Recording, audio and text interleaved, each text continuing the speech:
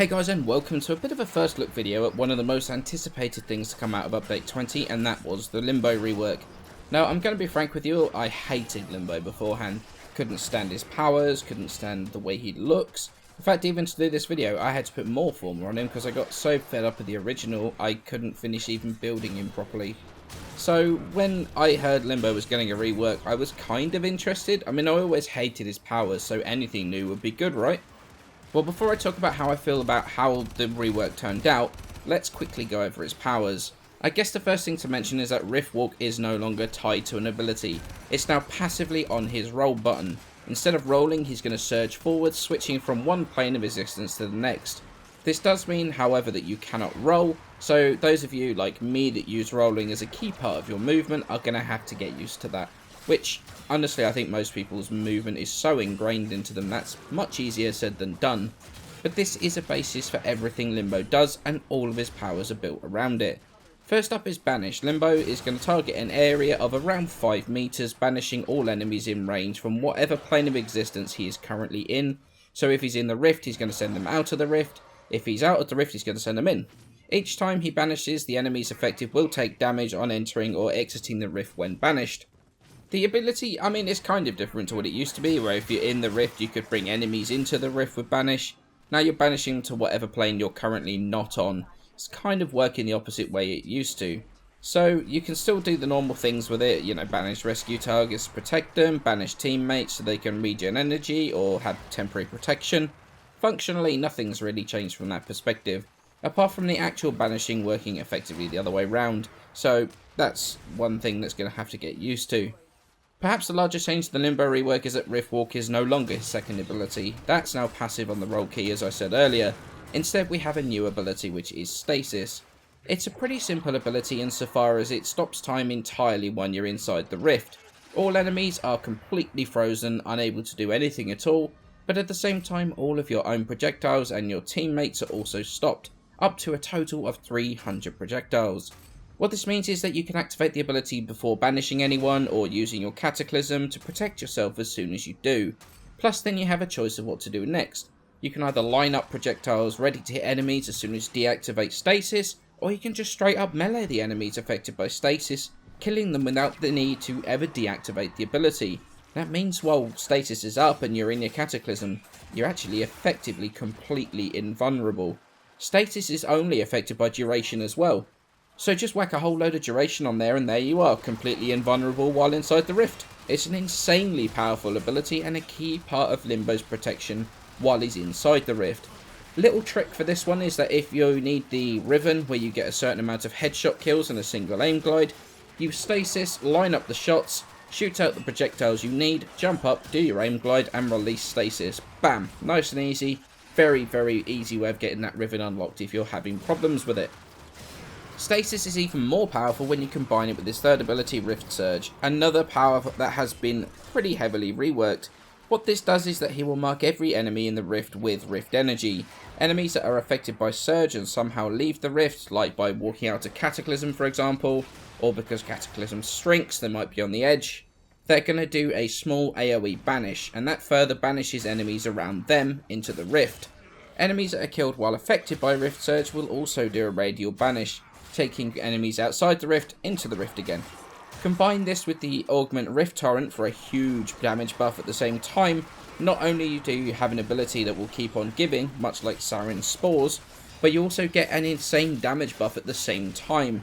And that really pushes the damage output of Limbo. In fact, it's even more powerful when you have Stasis running as well, because any new enemy that's brought into the Rift by Rift Surge will immediately be frozen in time by Stasis, and you won't have to take any damage from them whatsoever.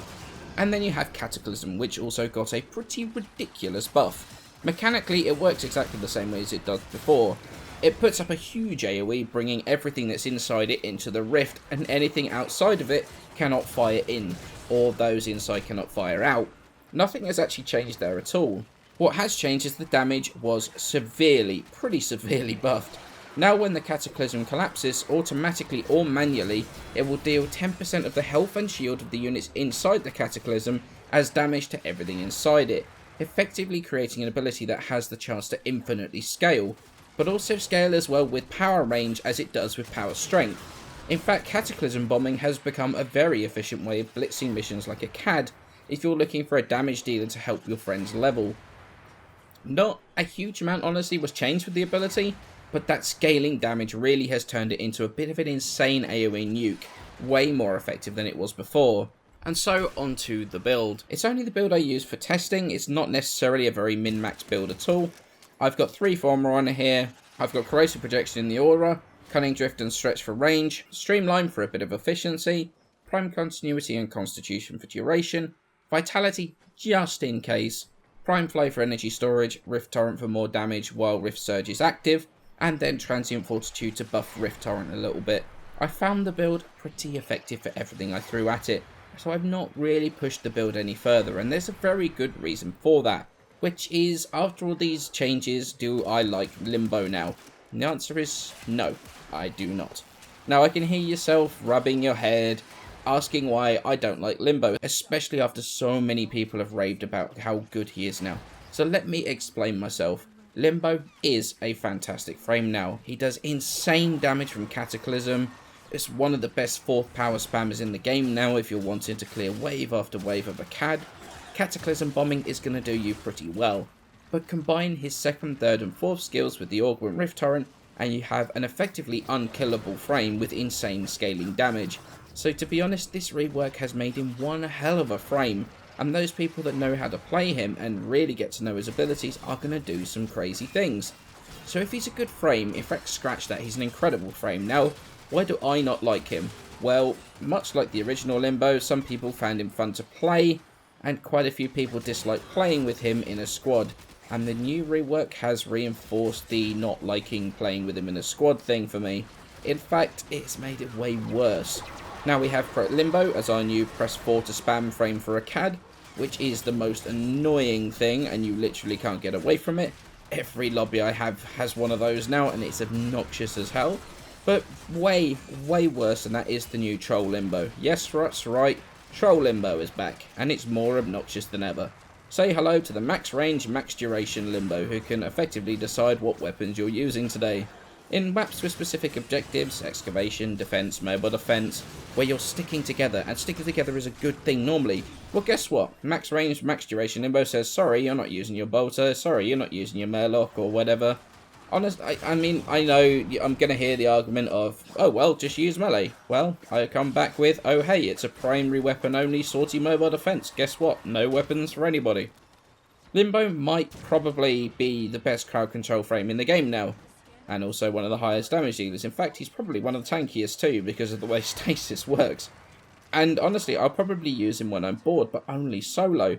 There are so few frames that I try and avoid when I play Warframe.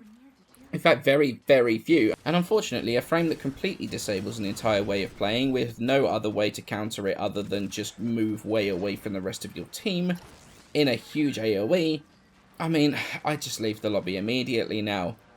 Honestly, I've been putting off making this video because everyone seems so hyped about the rework, all the videos and everything else, talking about how amazing he is now. Honestly, when taken out of context, it is an incredible rework. Unfortunately, it's also turned him into the ultimate troll, and something I hate, I despise playing with. I know I'm probably going to have upset the guys at main Limbo, and always have, and are going to dislike the hell out of this video, but I felt that I needed to say it. Let me know how you feel about the rework in the comments below. You can also join my Discord, which is public now, and discuss it there as well. I'd be interested to see if this was just me being overly frustrated with the players that I was coming across when they were playing it, or whether it's something you've experienced as well. Also, all glyphs are being done through the Discord as well, so if you would like one of my glyphs, join that Discord and request a glyph from the bot.